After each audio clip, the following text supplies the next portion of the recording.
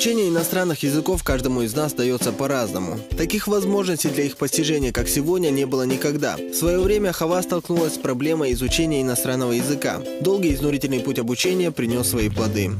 Начала язык изучать я еще в школе. При изучении языка главной проблемой, с которыми я сталкивалась, это было, во-первых, грамматика, а построение предложений. Нужно выучивать очень много слов. В первую очередь специалисты советуют выделить несколько часов из своего дня на изучение. Стоит обратить большое внимание на глаголы. Если вы работаете с глаголами, вам нужно выучить по большей мере 6 окончаний для спряжения. Поможет вам в этом социальная паутина. Если человек начинает без преподавателя, я очень советую, очень много в Ютубе онлайн-ресурсов. То есть начинать какие-то уроки с нуля, чтобы произношение было правильное. Обычно это такие программы, как «Английский за 16 часов», да, именно применимо не только к английскому, но и к любому другому языку.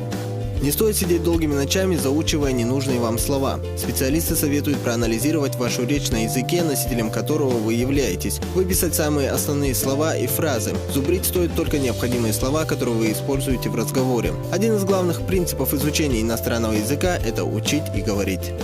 Основные азы заучивайте как шаблоны, фразы, предложения. Но ни в коем случае я не советую заучивать отдельные слова, смысла нету. Человек может знать до 3000 слов иностранных, но при этом не может ни одно предложение связать. Из-за того, что он не знает самой конструкции, лингвистики, стилистики языка.